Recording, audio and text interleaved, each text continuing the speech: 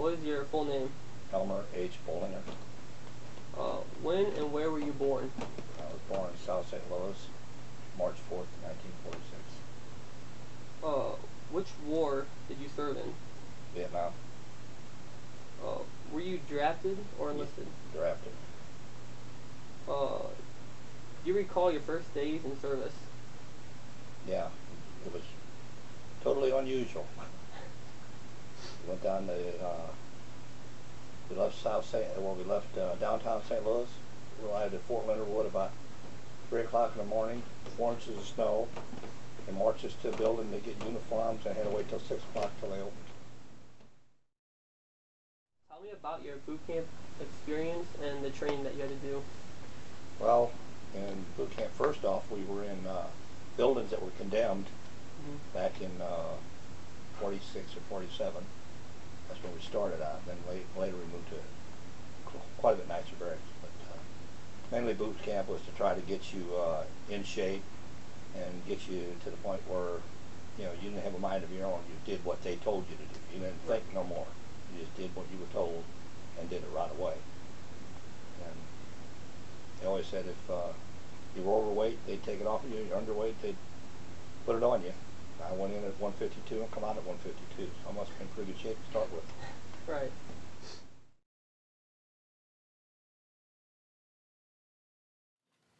What outfit did you serve with?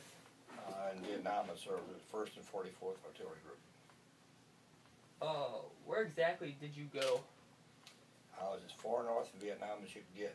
One fire base I was on, you could see North Vietcong raise a flag in the morning and hear a guy blowing a trumpet. I think there was only 2 guys there, but you'd hear that in the mornings. Do you remember arriving and what it was like in Vietnam? Well, we landed in just south of Saigon, and it was hot, muggy, and the place stunk so bad you couldn't understand it. What was the climate like? It's tropical, prairie jungle. It wasn't uncommon for you to have 5-6 days in a row over 110. Sometimes it'd cool off at night to 80. What was your job or assignment that you had?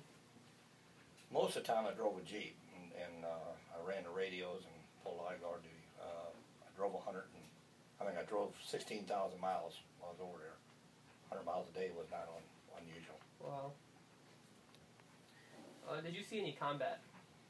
Almost on a daily basis. Being as far north as we were, there was always something going on. Tell me about a couple of your most memorable experiences in Vietnam.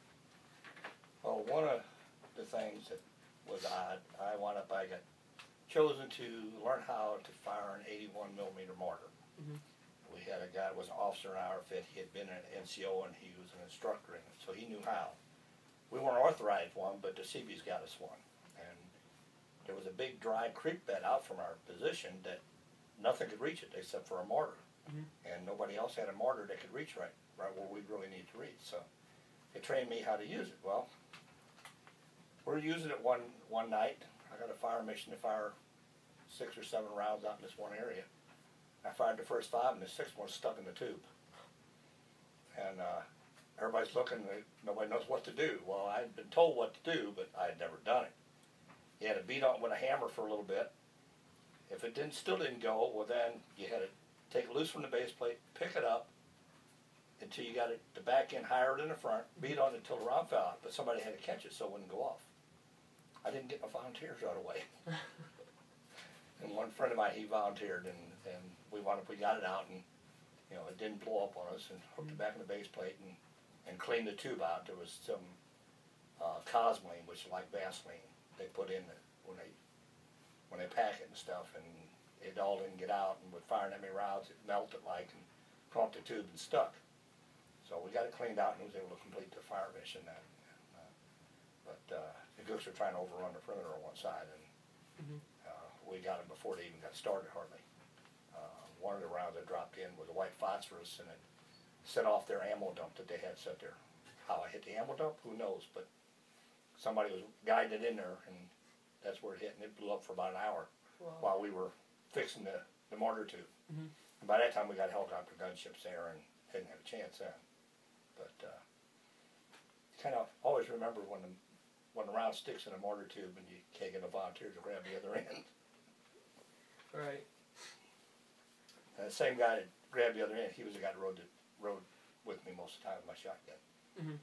And we had 2 different times. We're driving on a gravel road.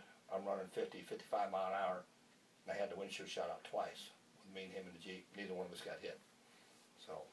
It's crazy. Were you awarded any medals or citations? Yeah, a couple, and the wife don't know where they are. I don't know where they are, so.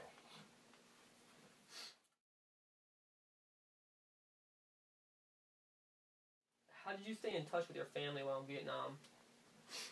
Handwriting a letter. That's the only way. There wasn't any other way. There was no phones, no nothing.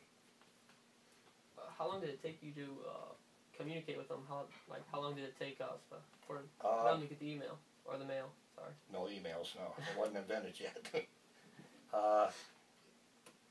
I'd send a letter home. Most of the time my letter would get there in about 3 days, but sometimes the letter's coming back over because of however much combat was in an area where the mail was or whatever.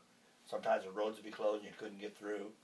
It might take a week and a half to get back to me. I might get 5 letters one day that were wrote every other day. Mm-hmm. And sometimes family members just send care packages, with something that you requested or cookies and stuff. Yeah.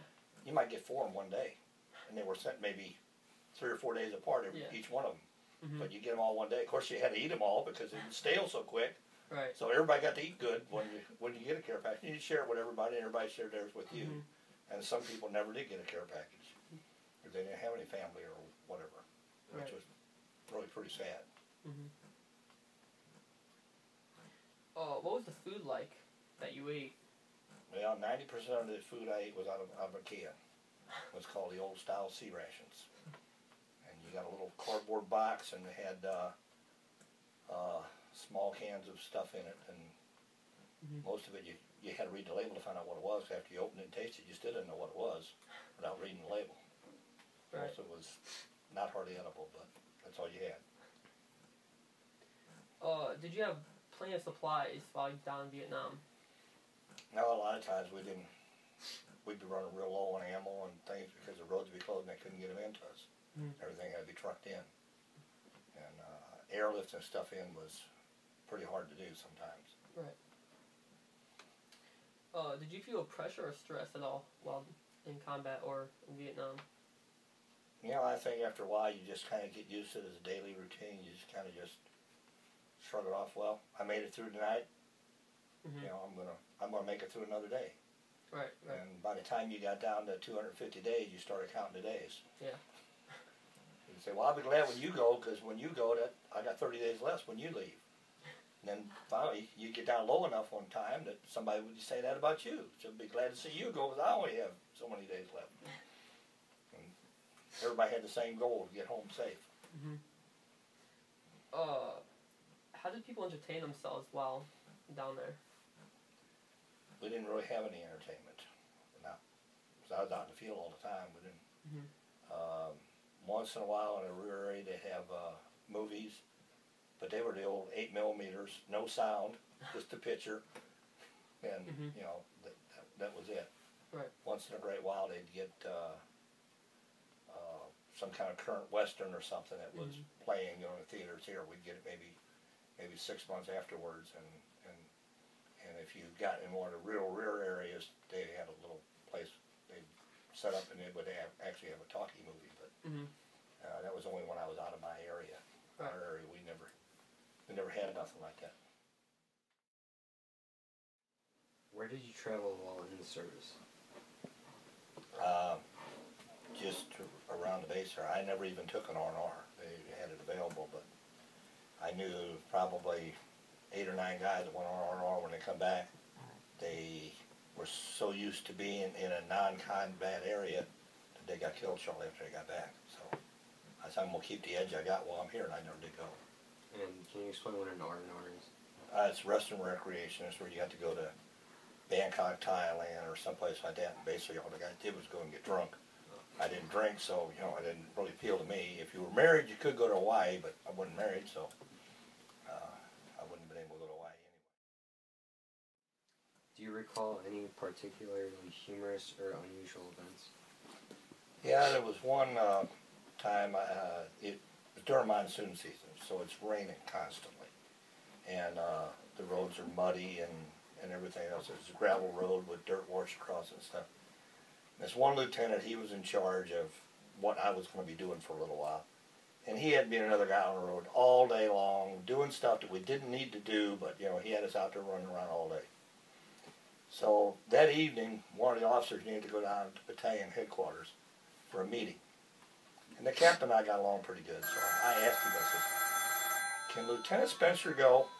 And he wanted to know why I was so wet and stuff. I said, "Well, Spencer had me on the road all day, told him what he had me doing." And he says, "Well, you didn't do that. You could have done that some other day." I said, "Well, let Lieutenant Spencer go." So he sends Lieutenant Spencer down there.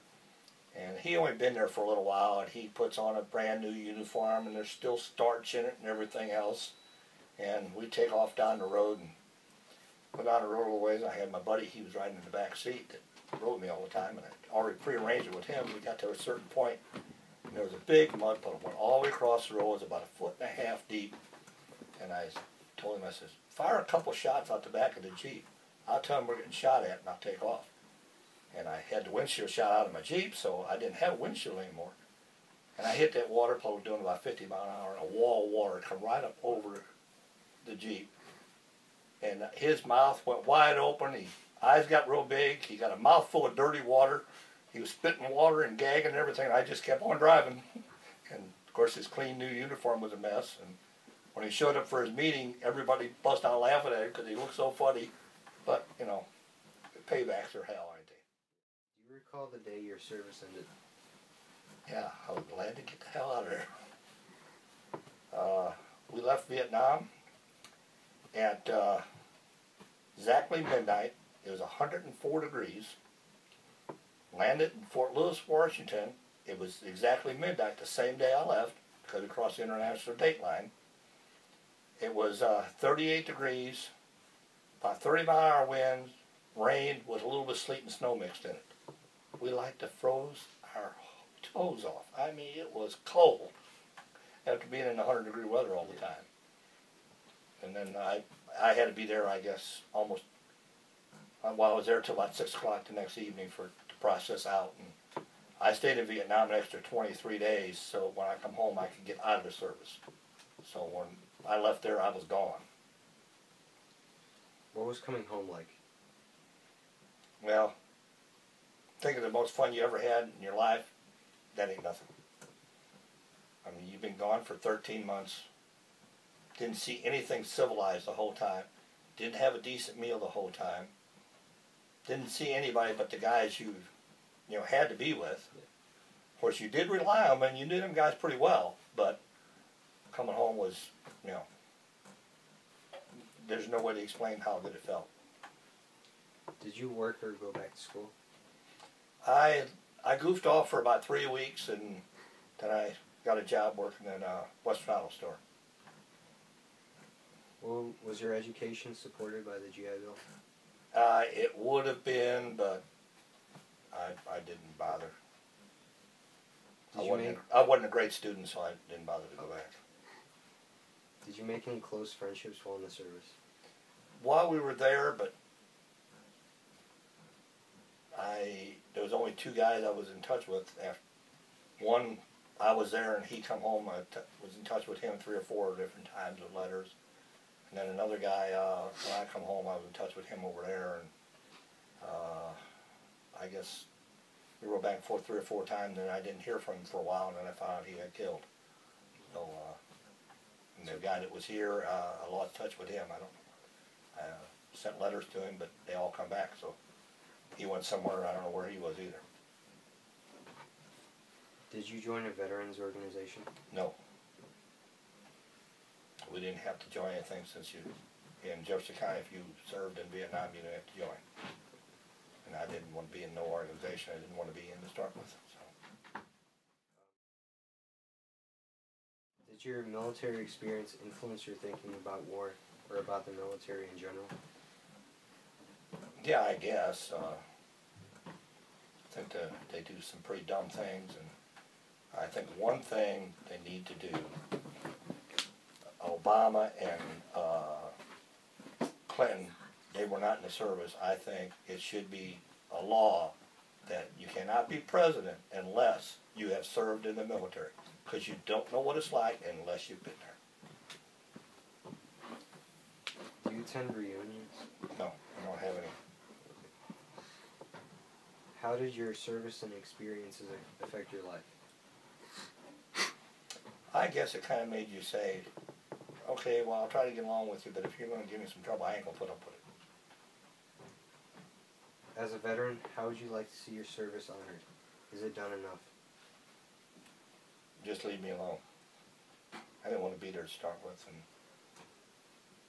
just soon be left alone. Understood. Is there anything you would like to add that we have not covered? Well, the only thing I can add is the veterans nowadays, the guys coming back home from different wars, they're treated way, way better than we were. I mean, we come home and there'd be people calling you baby killers and everything else. And I was home. I wasn't home 3 weeks, and 3 guys in the mall jumped me because I had a uniform on. Wow. And put 2 of them in the hospital. And the other one I couldn't catch. He had 2 long legs. I couldn't run.